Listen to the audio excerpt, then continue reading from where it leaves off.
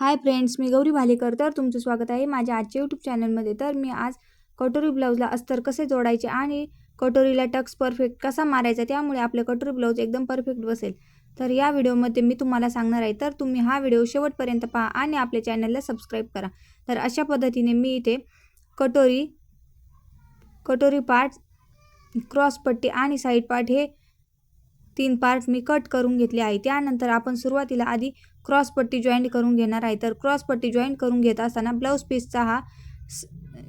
पीसचा हा सरळ भाग आपण मशीनवरती ठेवून घेतला आहे. त्यानंतर क्रॉस पट्टी ही व्यवस्थित अशी त्यावरती दोन्ही बाजूला विरुद्ध अशी ठेवून घेणार आहे. म्हणजेच ती विरुद्ध ठेवली म्हणजे आपण ती जॉईंट केल्यावर ती बरोबर व्यवस्थित समोरासमोर येईल. अशा पद्धतीने आपण त्यावरती व्यवस्थित अशी पाव इंच किंवा अर्धा इंचावर आपण टिप मारून घेणार आहे.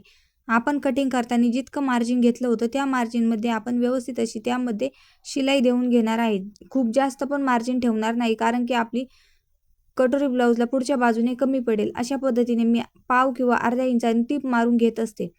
तर अशा पद्धतीने मी ही क्रॉस पट्टीला खालच्या बाजूने टिप मारून घेतली आहे. त्यानंतर ब्लाऊज पीसचं जे एक्स्ट्रा कापड आहे ते मी व्यवस्थित असं कट करून घेतलं आहे. अस्तर लेवलप्रमाणे मी हे ब्लाऊज पीसचं कापड आहे कट करून घेतलं आहे.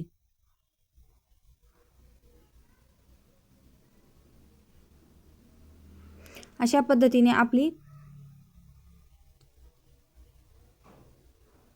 क्रॉस पट्टी खालच्या बाजूने जोडून झाली आहे. तर आपण त्यावरती परत एक दाब टीप मारून घेणार आहोत. अशा पद्धतीने मी पूर्ण क्रॉस पट्टीवर दाब टीप मारून घेणार आहे.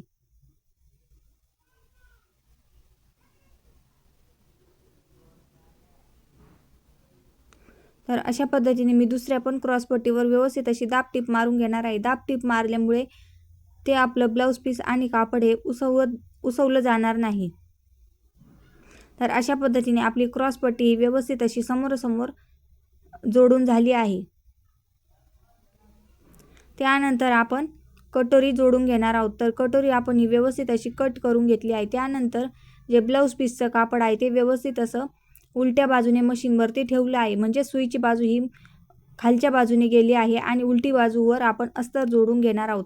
तर अशा पद्धतीने आपण कटोरी ही त्या ब्लाऊज पीसच्या उलट्या भागावरती ठेवून चारही बाजूने आपण जोडून घेणार आहोत. अशा पद्धतीने आपण कटोरी ही व्यवस्थित अशी जोडून घेणार आहोत.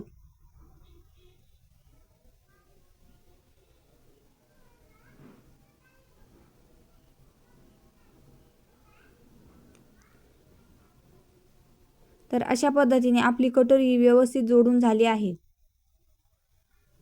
त्यानंतर आपण ती अस्तर लेवलप्रमाणे ब्लाऊज पीसचा एक्स्ट्रा भाग आपण कट करून टाकला आहे. त्यानंतर आपण परफेक्ट टक्स कसे मारायचे ते पाहणार आहोत.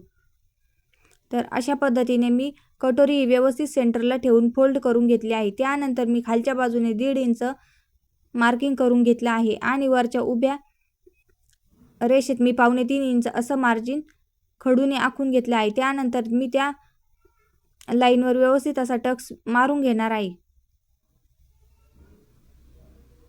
अशाच पद्धतीने आपण दुसऱ्या पण कटोरीला व्यवस्थित असा टक्स मारून घेणार आहे. जिथे सेंटर आहे तिथे व्यवस्थित असं फोल्ड करून कमी जास्त झालेला कापड आपण कट करून टाकणार आहे. त्यानंतर आपण 1.5 इंच आणि 2.25 इंचावर एक लाईन मारून घेणार आहे आणि त्या लाईनवर आपण व्यवस्थित अशी शिलाई मारून घेणार आहे. अशा पद्धतीने आपण ते खालचा कपडा कट न करता तिथे व्यवस्थित असा फोल्ड करून घेणार आहोत. अशा पद्धतीने आपण कटोरी तयार करून घेतली आहे. कटोरीला छान असा टक्स मारल्यामुळे त्याचा पफ पण एकदम व्यवस्थित आला आहे. त्यानंतर आपण हे साईड पार्ट व्यवस्थित असा जोडून घेणार आहोत. तर साईड पार्ट पण आपण उलटी ब्लाऊज पीसचा उलटा भाग आहे तो वरच्या बाजूने ठेवून त्यावरती अस्तर ठेवून घेणार आहोत.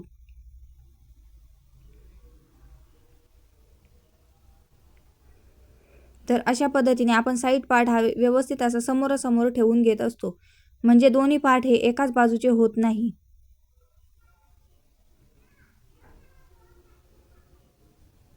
तर अशा पद्धतीने आपण पूर्ण कापडावरती व्यवस्थित असा हात ठेवून त्यावरती आपण अस्तर आणि ब्लाऊज पीस हे जॉईंट करून घेत असतो.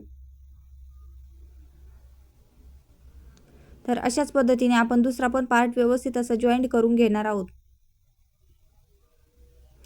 ब्लाऊज पीसवर कट करताना आपण कधी पण ब्लाऊज पीसवर एक्स्ट्रा मार्जिन ठेवून अस्तरचं कापड हे कट करून घेत असतो.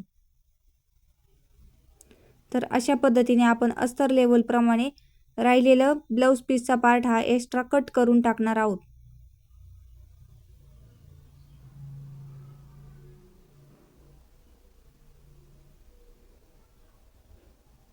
अशा पद्धतीने आपला साईड पार्ट हा व्यवस्थित असा जोडून आणि फिनिशिंगमध्ये कट करून झाला आहे. त्यानंतर आपण व्यवस्थित अशी त्याला कटोरी जोडून घेणार आहे. तर कटोरी जोडून घेताना आपण व्यवस्थित अशी समोरासमोर ठेवून व्यवस्थित अशी वरच्या बाजूने जोडून घेणार आहोत.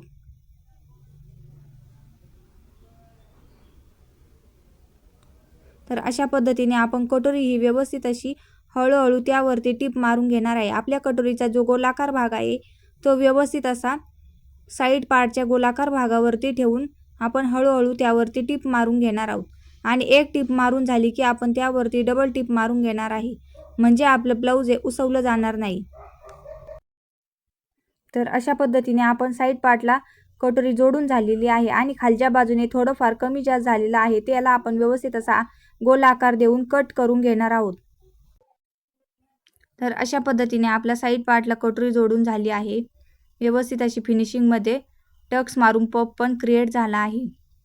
तर अशा पद्धतीने आपले दोन्ही पण पार्ट व्यवस्थित असे जोडून झाले आहे.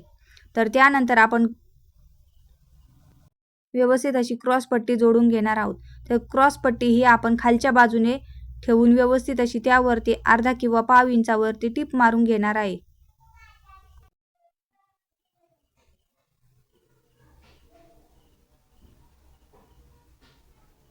तर अशा पद्धतीने आपण दोन्ही पण पार्ट व्यवस्थित एकमेकावरती ठेवून त्यावरती आपण अर्धा किंवा पाव इंचावरती टीप मारून घेणार आहोत.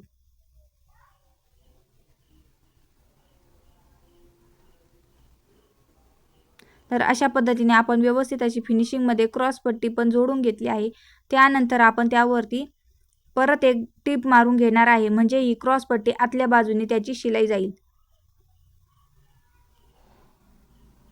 तर अशा पद्धतीने आपण ते व्यवस्थित असं फोल्ड करून त्यावरती परत एक आपण त्याच मार्जिनवर टीप मारून घेणार आहोत.